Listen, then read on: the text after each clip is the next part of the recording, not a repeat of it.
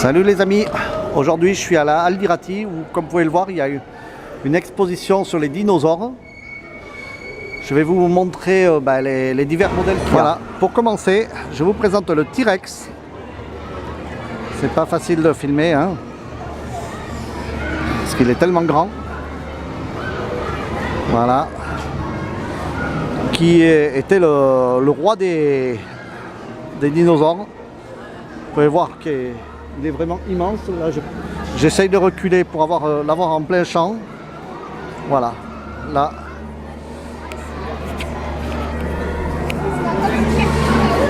Il pouvait atteindre 5 mètres de haut, comme ça, quand il était dressé, et une longueur d'environ 9 mètres, 9 à 12 mètres, selon les variétés de T-Rex. C'est le roi. La puissance de la mâchoire, au moment où il serrait, était d'environ 4 à 5 tonnes.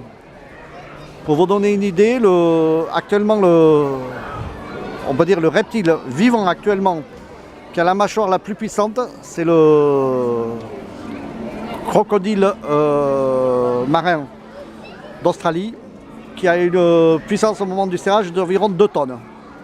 Donc imaginez, celui-là avait le double.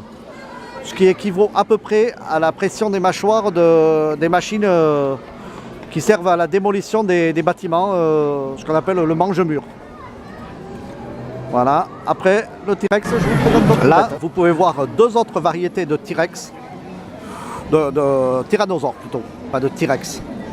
Parce que T-Rex, c'est Tyrannosaurus Rex, c'est-à-dire c'est le roi, c'est le plus gros. Vous avez vous en avez un là, vous voyez,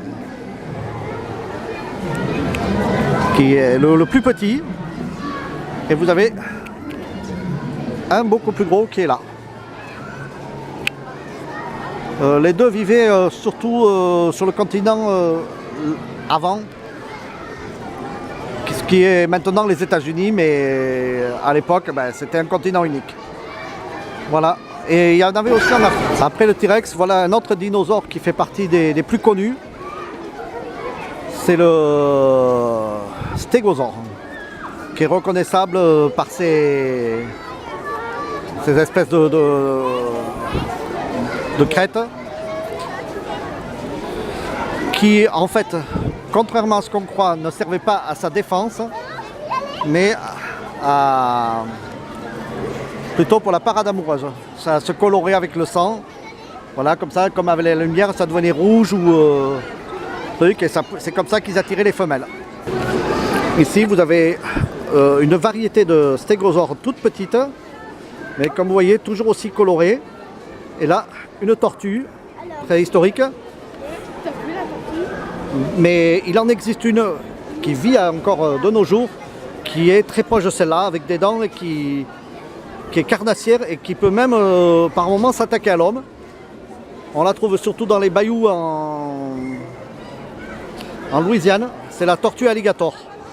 Il y en a aussi en Amazonie.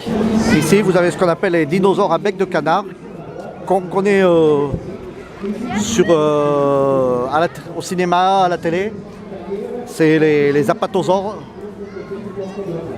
Là, vous en avez un très connu. Bon, vous l'avez bien vu dans Jurassic Park, celui-là. Puisque c'était même un qui se laissait caresser par les humains. Et là, vous avez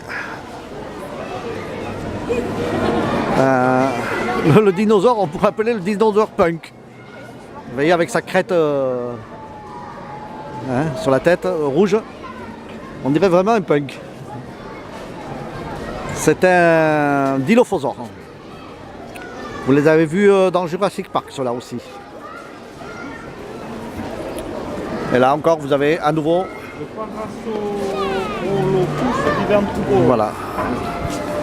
Là, vous voyez encore ce dinosaure qu'on voit également dans Jurassic Park.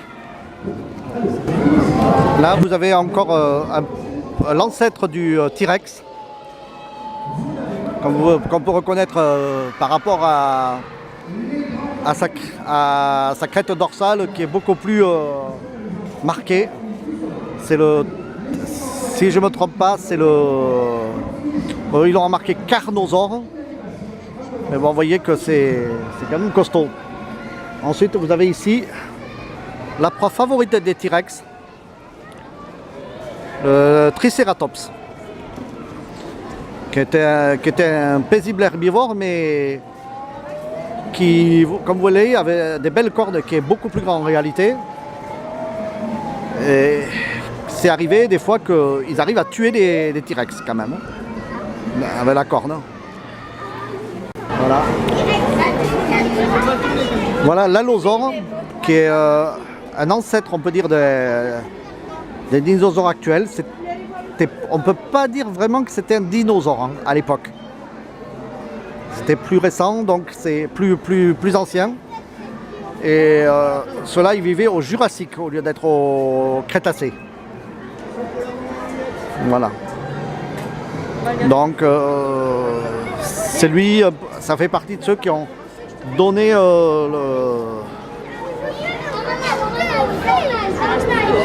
donné forme aux dinosaures qui sont venus plus tard.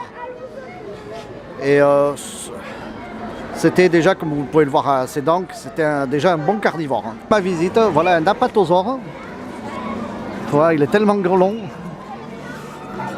Ils font partie de la famille des brontosaures. C'est pas le plus grand.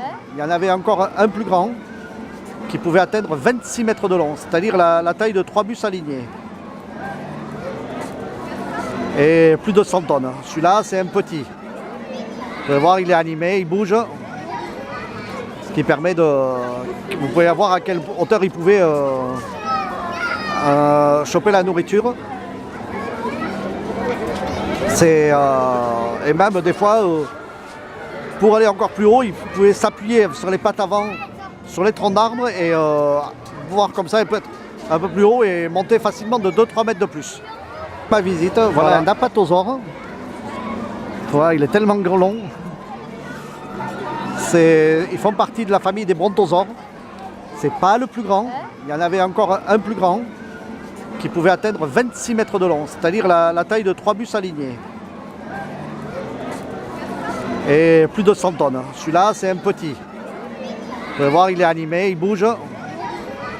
Ce qui permet de... Vous pouvez voir à quelle hauteur il pouvait choper la nourriture.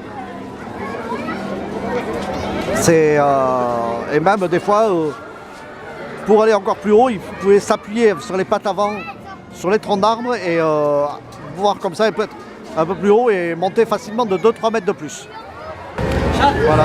Après vous avoir montré les reproductions de Triceratops, bon, certes un peu petit, là vous en avez un qui est taille réelle.